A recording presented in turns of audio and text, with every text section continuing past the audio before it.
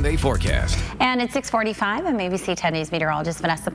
Here is a live look right now from our Del Mar overlook cam, looking at a very gloomy view of the coastline. Meanwhile, downtown's hour-by-hour forecast. Most of us all along the coastline will be comparable to yesterday, hanging out in the mid to upper 60s, a lot cooler than where we should be for this time of the year. It's kind of a treat because we were experiencing a heat wave over the past couple of weeks, and we were spoiled with a cooling pattern over the weekend. It will follow us into the start of your work week and your final days of summer. Temperatures will push down to the mid 60s later on this evening. For the inland spots, we'll be in the mid to upper 60s, low 70s this afternoon. Overcast this morning, but we'll see partial clearing later on today, and then we'll drop down to the low 60s once we get towards that 8 a.m. hour. The reason why we have such an abundant amount of moisture, along with some gusty winds for the county's eastern half and cooler temperatures, is we have a series of storms that are pushing in. Right now, this trough of low pressure centering itself over central and northern California. It's going to shift a little more eastward tomorrow, and today it's looking again like we have a very small chance for some light shower activity.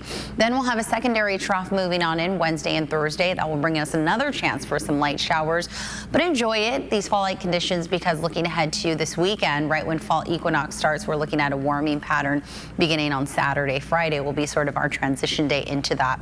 Coastal areas will be in the mid to upper 60s. The Padres are back at home. They have their first game in the series versus the Astros. That starts tonight just before 7 o'clock. Temperatures will be in the upper 60s.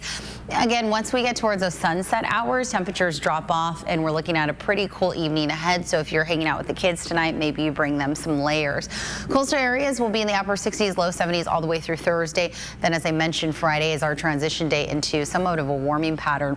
We do start fall on Sunday, believe it or not, and it's going to be warm. We'll be close to 80 degrees along the coast on Sunday, right as we shift seasons, and we'll be in the low 90s for the inland community. So looking ahead to this weekend, it's kind of like it's confusing because right as we enter fall, it's going to be feeling a little more like summer.